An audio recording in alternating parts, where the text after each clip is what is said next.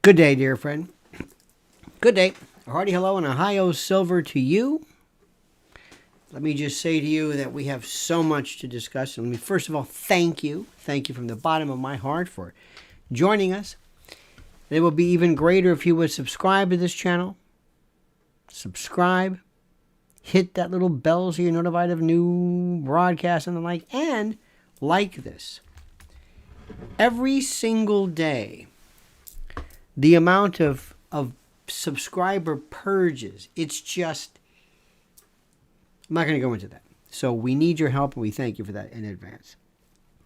A couple of things here. I noticed something, in no particular order, that you might or might not have cared to notice, but Caroline's Comedy Club is closing in New York City. Now, Caroline's Comedy Club is the, was at one point, one of the premier venues. I mean, really and truly. There's something that is so interesting. There's something that's, during the heyday, comedy, stand-up comedy, with Bud Friedkin's passing and others, really hit it big in various spurts, if you will. First and foremost, there was regular comedians, comics, Alan King, then Shelley Berman, and the Borscht Belt, and our dear friend Freddie Roman died. He was a great Borscht Belt classic Catskills performer. He just passed away. The Friars Club is padlocked. The Friars Club is closed. This was the preeminent situs locus of this. All right. So the Friars Club, now Caroline's, and this is the next iteration of the next shift, the next transition. A couple of things to note. First and foremost, as I was saying, comedy was very interesting. Right around Lenny Bruce, it was so funny. I was talking to somebody last night. By the way, a special shout out to France. My new best friend, big viewer, big fan. Talked to him yesterday about Haiti, and what an incredibly brilliant man. So shout out to you, a gentleman and a scholar indeed. But I went to a Christmas party, which I'm going to tell you about. And I was talking to somebody who's very intelligent. He said, Lenny Bruce was, why did he have to be necessarily so filthy? And I said, Lenny Bruce said nothing that was even remotely filthy. Lenny Bruce, in his quote, filthiest, was nothing even vaguely reminiscent or similar to anything that you're hearing today. And that's the God's honest truth. But it was a different time then. He was the first one to buck the system. Later on, Dick Gregory. Mort Saul. Mort Saul was huge. Mort Saul was blacklisted by the Kennedys. Mort Saul was the closest one to me. Not in terms of our style or intellect or anything like that, but in terms of he was somebody who actually was construed or viewed as being a reactionary against the progressive left, the liberal left, the Kennedy left, when in fact he called into question, said the way, what he thought, which was so refreshing. That is I. That is I. So it's very important. Lenny Bruce, Mort Saul, later on Richard Pryor. Richard Pryor was incredible. George Carlin, and of course the extremely underrated and under kind of the Nick Drake of comedy is Bill Hicks. Now, something happened. I want you to think of a number of things that are happening concomitantly. A number of things. First, the utilization of social media. There were times when people said they wanted to go see somebody because you didn't see. If you wanted to see Dave Chappelle, you had to see Dave Chappelle. I've got 20 million Dave Chappelle shows that I can look at. The early Chappelle, the original Chappelle, the Chappelle Show, Chappelle with Joe Rogan, Chappelle by himself. Chappelle in the last Netflix, and the one before that, and the one during, and then snippets. And I have seen him so many times. So people might say, great, I want to see him again, as you should. It still is something that you've seen before. So social media, to an extent, has killed this. I've seen this a million times. I've seen everything. I've seen everything there is. That's number one. Number two, something happened. And I want you to work with me on this. And I cannot, for the life of me, figure this one out. Something happened where some people, and it wasn't really, because I was an admirer of Jon Stewart. When he first started, it was one of the best blended shows ever. Very well written. Colbert, when he started, was genius. That iteration of kind of like the Bill O'Reilly bombast was so good. It was in fact, it was so good, it was better than Bill O'Reilly, which isn't saying a lot. Okay? All right, fine. So that's that. Then Trump. Everything changed. Everything changed. Let me tell you, and let me say this again to you. Let me repeat, reiterate, reasseverate. Everything changed with Trump. Everything. What was funny, what was acceptable, what was in, what was out, what was tolerance. It does not matter. I went to last night an event. It was a Christmas party at an organization that is considered to be Republican. And a woman, she might have had a few cocktails too many, but a woman walked up and said, "Trump, I don't want to hear anything about that guy." And I'm thinking, wait a minute, what's going on here? He changed everything. It's like he created a new nerve. You know what umami is? You ever heard about that? Umami. It's a word they overuse to death. It's MSG basically, but it's not sweet, it's not sour, it's not bitter. It's almost like a new taste. Trump inspired almost a new form of resentment or intolerance or love or passion or something. I don't know. He changed everything. The Beatles changed everything.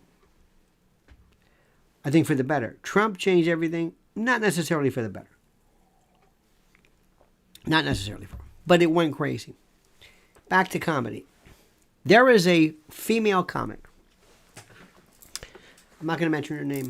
One of the most opinionated people. Which is good. I mean, I am too. Opinionated sometimes implies, parenthetically, opinionated without the basis for such. Without having any kind of a reason to be opinionated. Baselessly opinionated. And she's come across, she is the angry, she's like Kathy Griffin on steroids. Angry. Not funny, angry. As many F-bombs as, because somehow that's a substitution for wit, and somehow that's going to make an otherwise bland kind of story even more fascinating, because you've peppered your entire routine with F-bomb sorties. Okay, fine. All of a sudden, she's doing bits on Warnock, and she's endorsing it because wait. See, where are you coming from? Because what happens is people necessarily they enjoy this aggrandizement of self-image, and they think, for reasons I will never understand, they think that somehow they're just.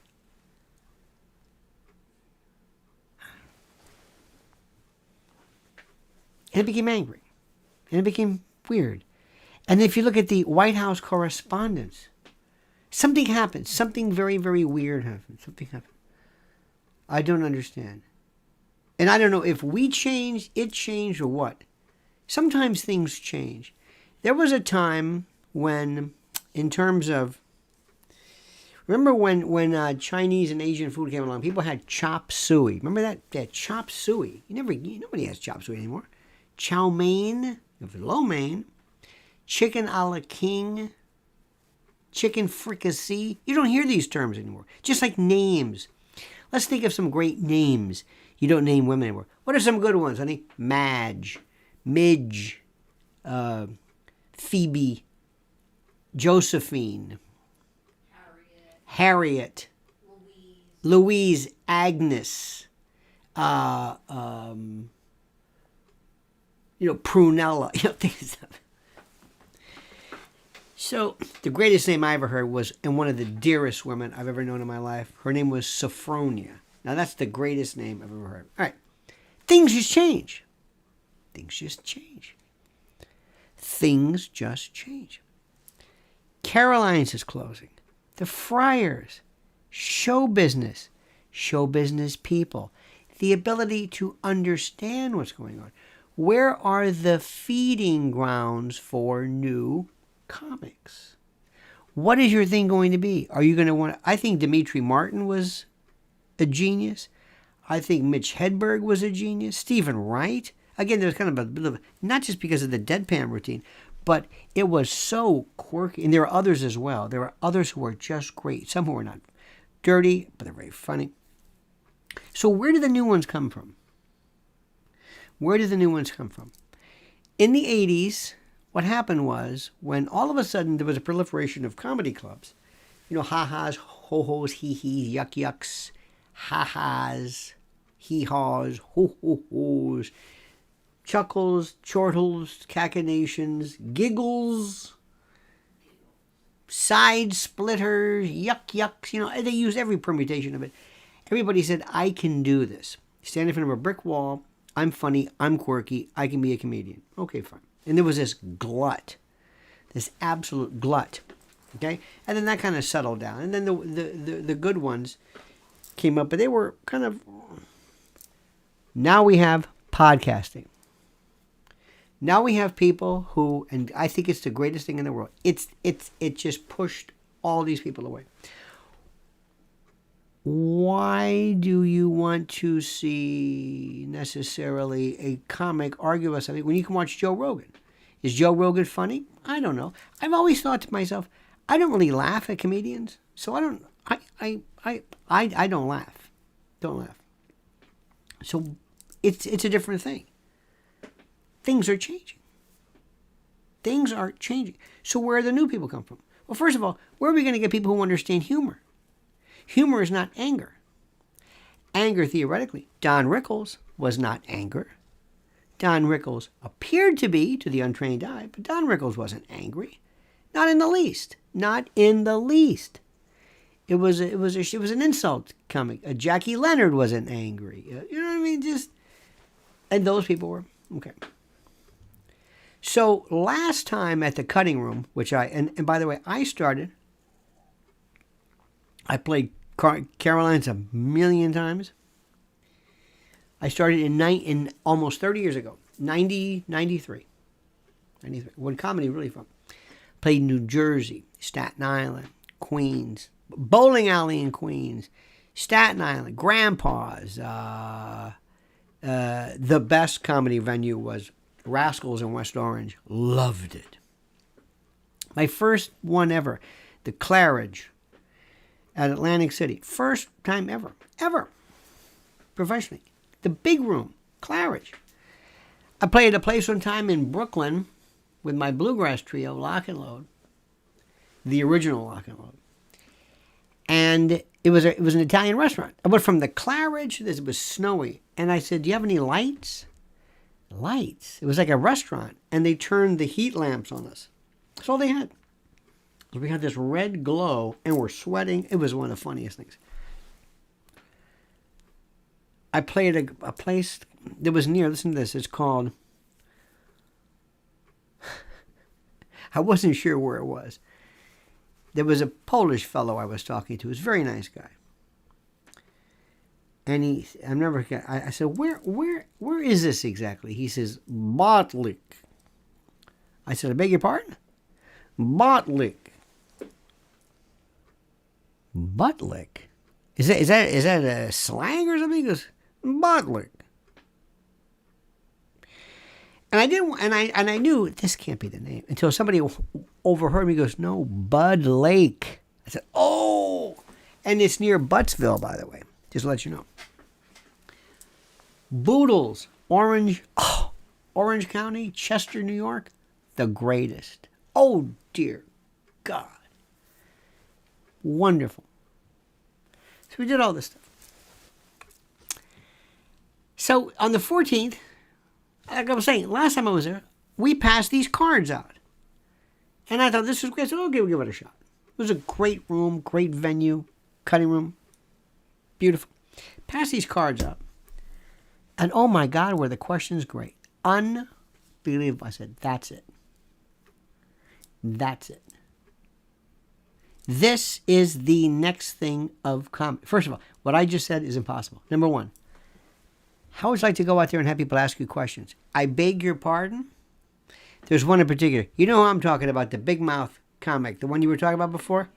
Can you imagine her coming out? Can you imagine her coming out and saying, can I ask you a question? No, I don't know anything. No, but can I ask you? No, I've got a tight 5, a tight 10, they always have these tight 5-minute routines.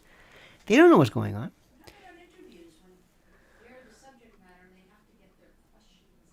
Oh, yeah. Oh, yeah.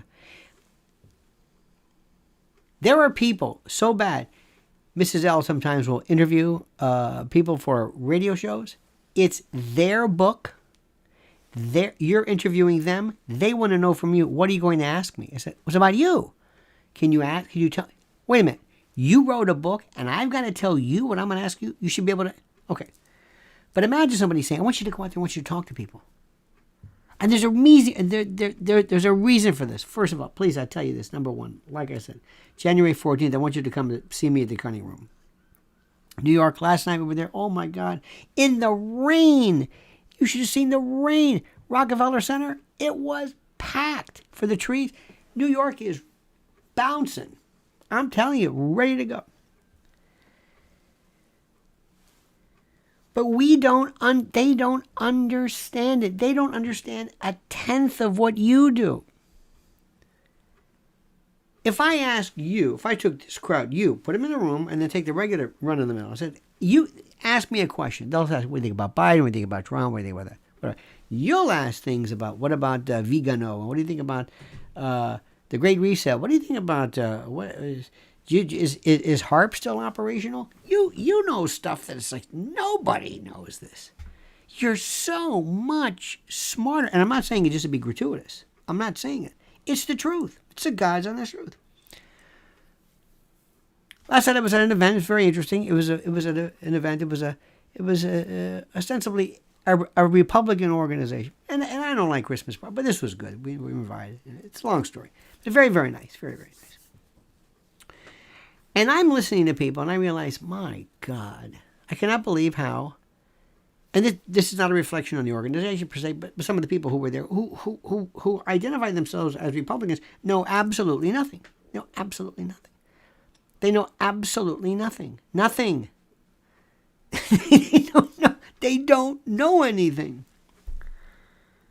And all they do is they talk about politics almost like, did you see the whoever on Fox? And the big thing was, should we go to the Newsmax party? I'm thinking, oh my God. Sure, go ahead. Party's a party. I said, let me ask you a question. And I ask everybody there, and I ask you this question, and I ask you this question, and I ask you this question. And listen to me. What is being done right now regarding Trump, Twitter, and the government? Nothing. Trump, Twitter, and Congress? Nothing. What's Jim Jordan doing? Nothing. Oh, I love Jim Jordan. Why do you love Jim Jordan? Oh, he's so great. What does he do? Josh Hawley. Jim Jordan yesterday was tweeting, and I keep tweeting back. Jim, why don't you do something? Why are you asking me?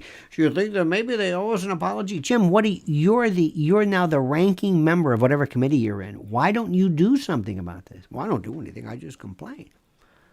Mm-hmm. What about you, Josh Hawley? This is what I'm trying to tell you. This is what I'm trying to tell you. This is the funniest thing. You've got to imagine this. In a beautiful room, in this beautiful stately place, and they're playing music, and they're having their milled cider and all this kind of jazz. And they're doing all this stuff, and they're doing, and I said, you don't do anything.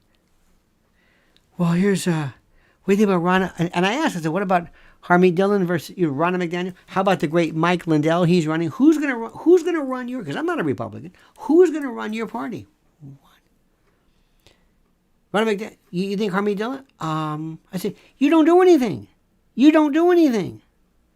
You go on Fox News. You don't. What do you do? As we speak, say what you want. The Democratic Party, or whatever iteration of it is, there may be 20, 30, 40, 50 pieces of legislation lined up, ready to go. They're constantly churning on new things. Nothing stops them. They looked at me. I don't fit in. And I said, let me ask you something. I said, the good news is, that I said, you do understand that Herschel Walker's a cretin. I mean, no matter what you say, he's a Boeotian. Every time he speaks, I cringe. A part of my soul dies. But he lost by maybe less than 3%. I mean, it was a squeaker. And I don't know anything about any allegations of whatever it was. But he was. Don't tell me these Republicans love this guy. Oh, isn't he wonderful? No, you wanted a rubber stamp. And I dig it. And Warnock's the same way. But I said, what is going on? You've got Herschel Walker. The Democrats had Fetterman and Biden. What's going on here? What's going on? Oh, no, you don't understand. Herschel Walker. Herschel Walker's a cretin. Come on. Stop it. Well, he has a southern accent. No, it's not a southern accent. It's you're being euphemistic about this. He's a cretin. It would have been better to have, but the point is that they do nothing. They do absolutely nothing. And if you fancy yourself as somehow being the Republican in the House, good luck to you. Good luck. Because I don't know where your party is going. I don't even know what you're talking about. What you do is you put together these great pieces of stuff for whatever. I don't even know what it is. Hey, that was a great documentary. Hey, did you see Tucker had a great documentary? Enough of the documentaries. Somebody sent me, I can't believe this, Candace Owens talking about phoniness. Why do men get Botox? They're fake. You're talking about fake? You? What are you, an expert witness? What is going on here? I don't fit in. I don't even fit in. I don't even remotely. So last night, talked to two people. One, my new best friend from Haiti. Another one was from Tehran. And so help me, you have not lived until you have spoken to somebody from another country. Their level of understanding is superb. It doesn't matter where they are. One's a physician, one's an Uber driver. Superb. They understand it. They get it. Do you ever hear that here? No. No. Nothing. Nothing.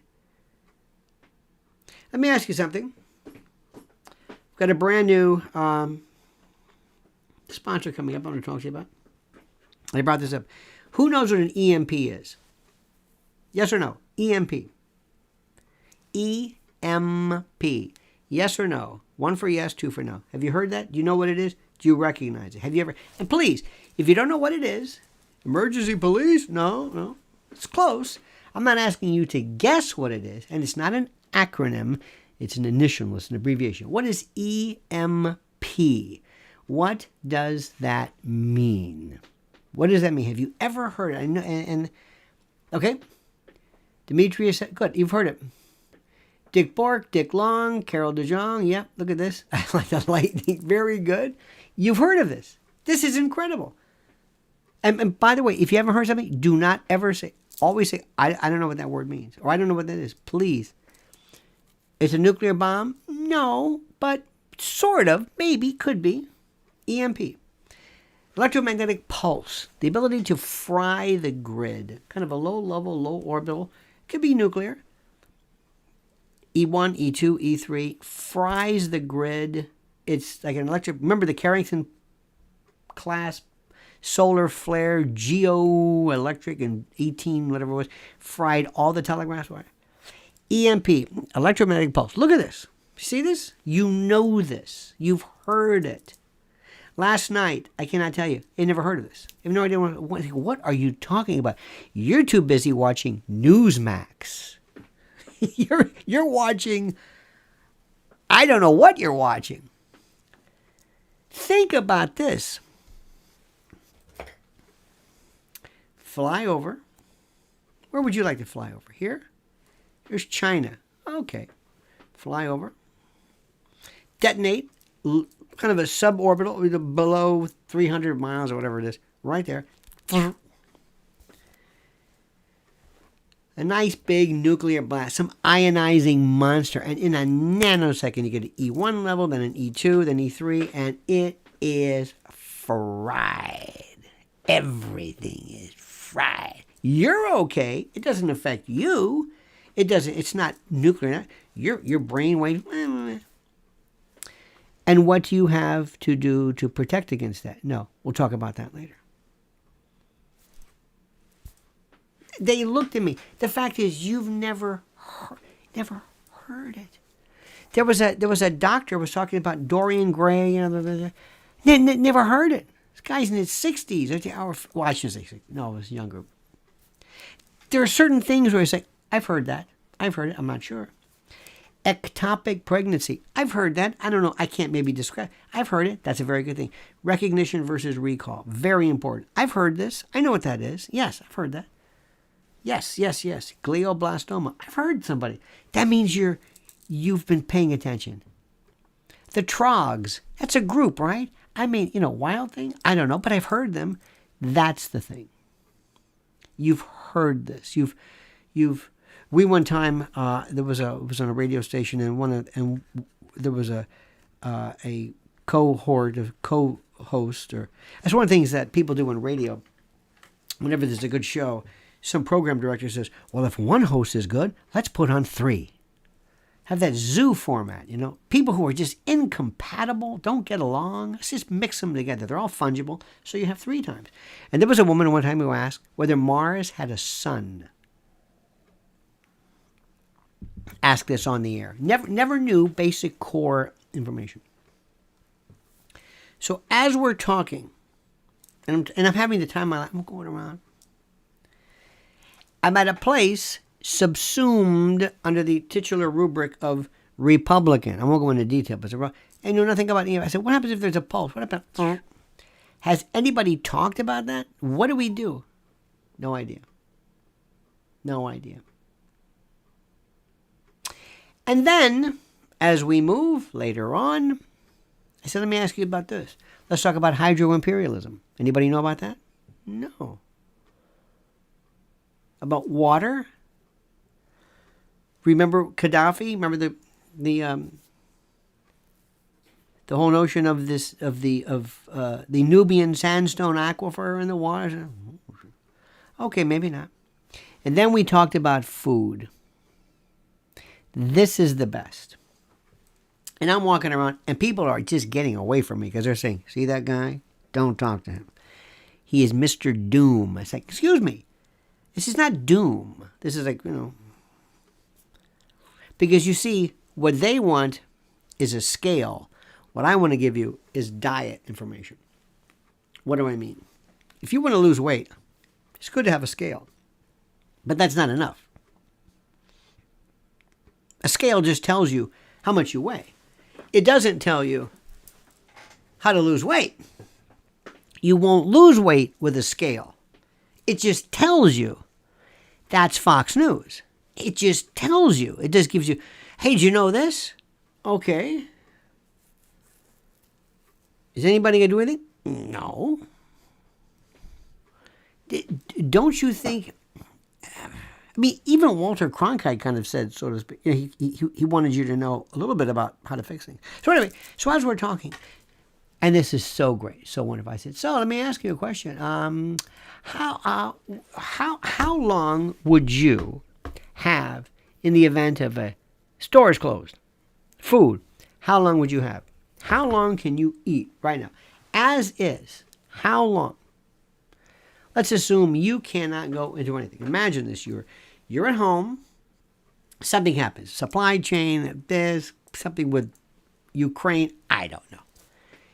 And your Acme is closed, and Piggly Wiggly is closed, and Publix is closed, and Whole Foods is closed, and you start seeing empty shelves, and people start panicking, and because remember, we go crazy with toilet paper. How long right now? Let's just assume I just closed your doors and left you inside your home. What would you do? How long would you survive?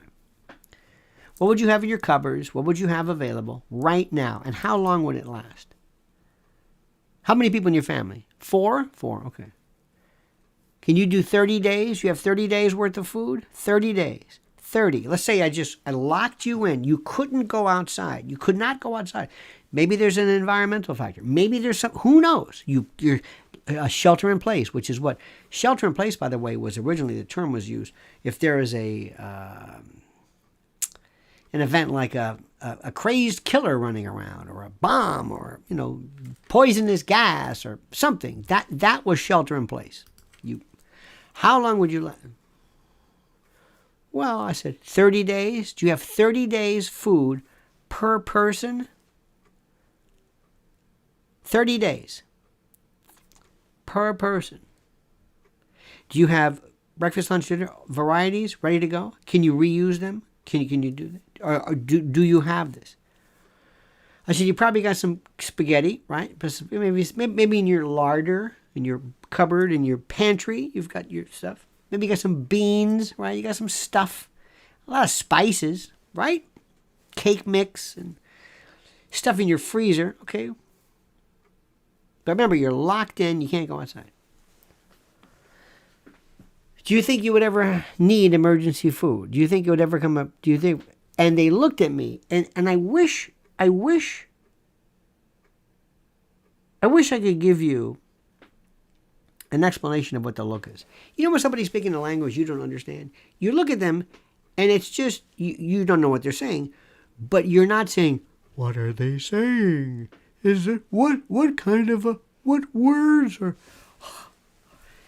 you idiot, it's a language. Oh, you know what it is. You know it's a language. You don't sit there and, but these people look at me with a look that is fear, ignorance, and bemusement and confusion.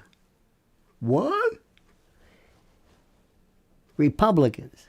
Now, I haven't talked to any Democrats, or I don't know. They're probably just as bad. EMP, clueless. Water shortage, clueless. And food, clueless. So, now's as good a time as any. My friends, right now, I am telling you, I can't tell you enough. Go to preparewithlionel.com. There's a 3-month emergency food supply. It's there, ready to go. You can save $250. You haven't had a deal like this since 2019. There it is. It's perfect. What are you waiting for? What? Some people say, and I don't understand it. Well, we're going to our home, and forget your home and wherever it is. Think ahead. Use your ability to think maybe differently. Preparewithlionel.com. Just go there. Do you think this is a joke? And I'm putting it up right there for you. This is the link right there. I don't understand it. I just don't understand. What is going on here? Do you see what's happening with the world? Do you see what's happening?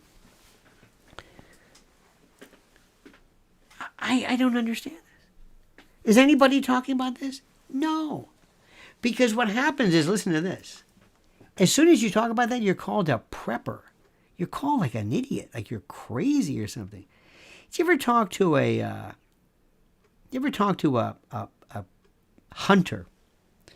People who are hunting. I love these. Watch a great videos. One guy had a lighter and with black tape. And when you unrolled the tape, it had sewing thread and this, and it's like being able to think ahead, being able to anticipate something that's going up in the future. Do you know what's happening right now? Do you know what people do? They just love to laugh at people. I would say a huge bulk of the conservative media today is making fun of CNN, laughing that CNN is losing their job. They're laughing at this. They think it's funny that there are people out of a job at Christmas time. They think it's funny. I don't understand this. For the life of me, I don't understand this. Why are you laughing at this? I hate these people. Because they reduce it to this. Now let me say something right now. This is the best of the best of the best of the best. And this is why this is called the curious role of SCOTUS in the 21st century. Did you happen to hear the most beautiful girl? Sorry, Charlie Rich. Did you happen to hear what Donald Trump said about the Constitution?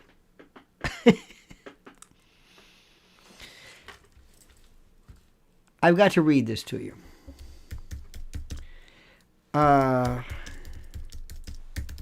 Please.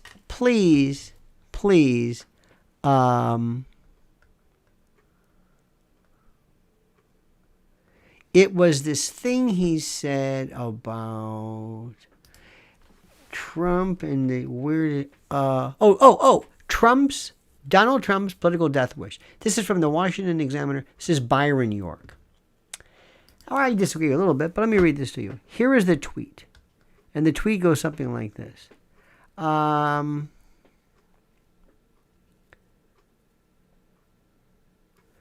Where is this? This one tweet about the... Oh, God. It's the idea of removing the Supreme Court. Oh, for the love of God. Where is this? Oh, here we go. Okay. Listen to this. This is Trump's tweet. Let me read this. This is from Truth Social. So, and I don't know if Trump wrote this. I hope he did, because if he let somebody else write this. So, with the revelation of massive and widespread fraud and deception, and working closely with big tech companies, the DNC, and the Democratic Party, do you throw the presidential elections results of 2020 out and declare the rightful winner? Or do you have a new election? A massive fraud of this type and magnitude allows for the termination. Listen to this. A massive fraud of this type and magnitude allows for the termination of all rules, regulations, and articles, even those found in the Constitution.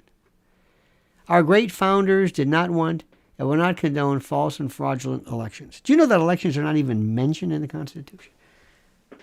A massive fraud of this type allows for the termination of all rules, regulations, and articles. And articles of the Constitution, of Article 1, Article 2, even those found in the Constitution. No! What? No! Listen to this. So with the revelation of massive and widespread fraud and deception, in working closely with big tech companies, the DNC and Democratic Party, do you throw the presidential elections out of 2020? Why would you do that? What is he talking about? Now there's a two-part to this. There's a two-parter. What is he even talking about? Why would you what? First of all, the Elon Musk Twitter thing doesn't mean you're going to throw out the 2020 elections. That doesn't make any sense. But number two, and this is the most important, Byron York says, this is the end, this is it. Is Trump able to say anything that would ultimately result in his death knell as a candidate? No.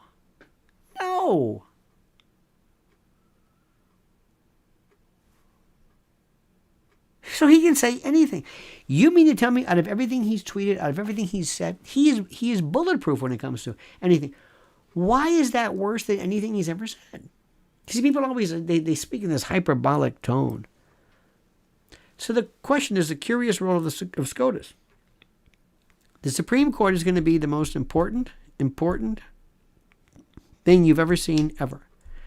And that's why, and the Democrats are very smart, because what they're doing is they're scrambling and they're saying, let's pass gay rights, or gay marriage guarantees in the Codify Roe, boom, boom, boom, boom, boom, which is exactly within their purview, exactly within the rules, because they're smart enough to do something.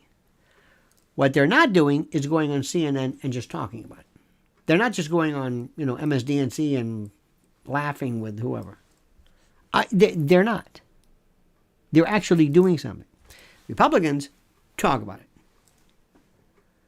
So the Supreme Court's going to be, if you don't get to, the Democrats say, Supreme Court, the Thomas and Alito said, there is no guarantee to gay marriage, anti-sodomy statutes.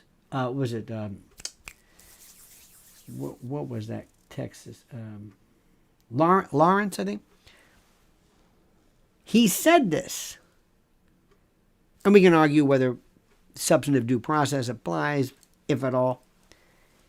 The Democrats say, okay, fine, thank you, we're on it.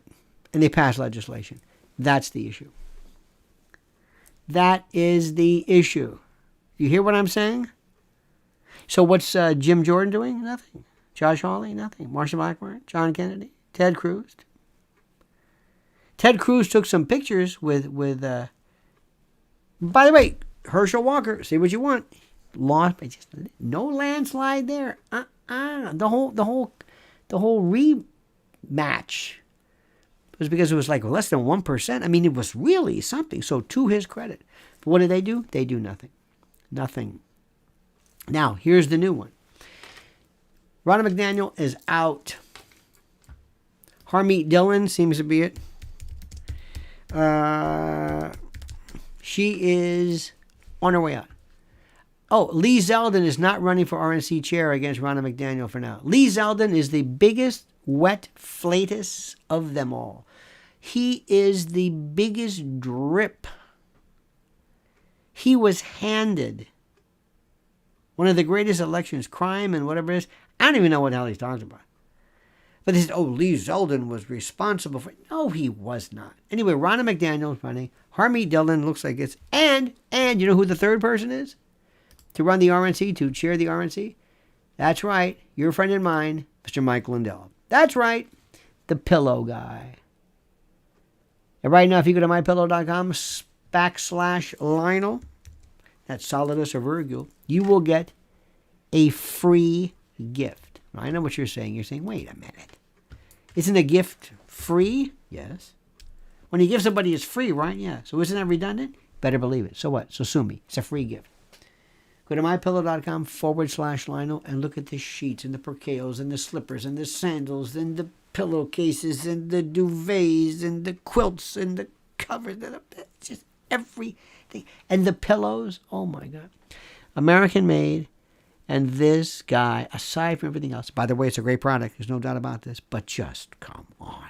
So use promo code Lionel and save a bunch. Go to mypillow.com. And in the event you insist upon using a telephone number, a landline, I have no problem with that. You can call us 800-645-4965.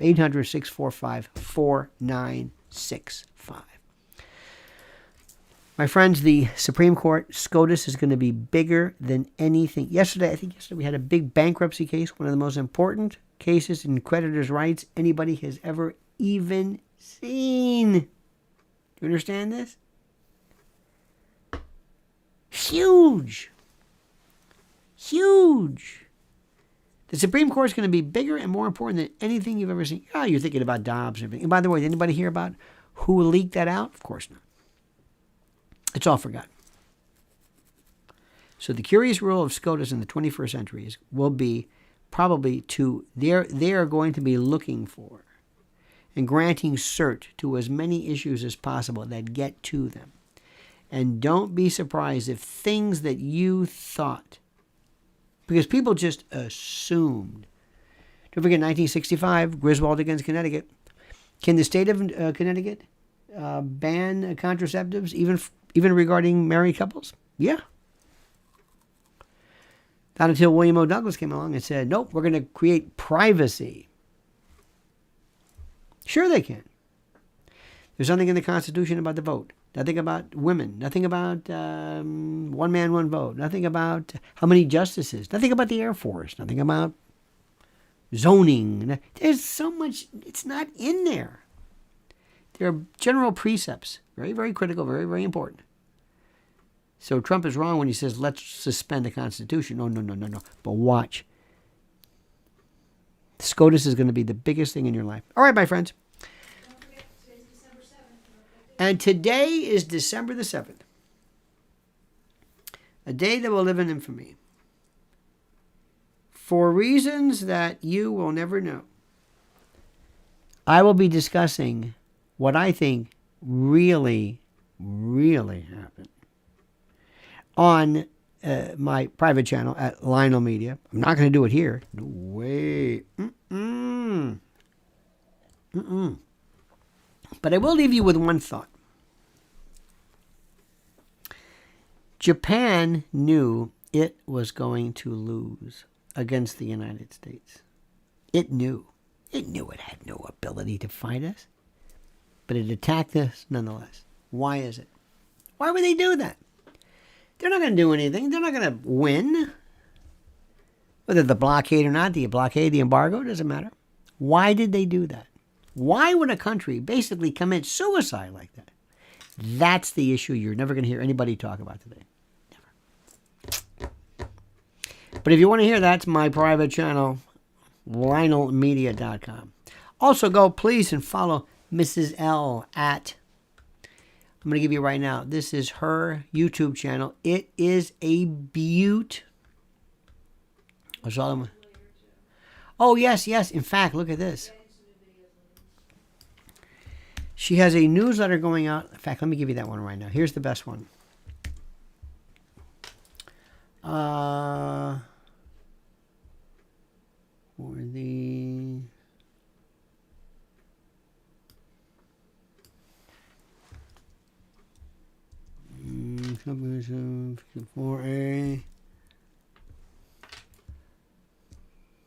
Hang on. I'm limited to my spaces for coverage.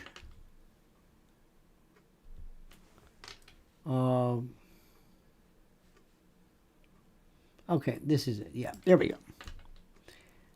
Thank you. That's it. I'm going to put it right there for you. Please follow her. Hang on a minute. There we go. Terrific. Sign up for her newsletter. Follow her at Lynn's Warriors. Very, very important. All right, my friends. I've got to run. I got a big day today. Got a lot of stuff to do. A lot of big deals. Have a wonderful day. Don't ever change a mean that sincerely. See you tomorrow. Same bad time, same bad channel. 9 a.m. Eastern time. Don't forget, subscribe to the channel. Like the channel. Hit that little bell so you'll be notified of new videos and the like. And always, as we always say, remember, comment as you see fit. And... the monkey's dead. The show's over. Sue ya. Da-da.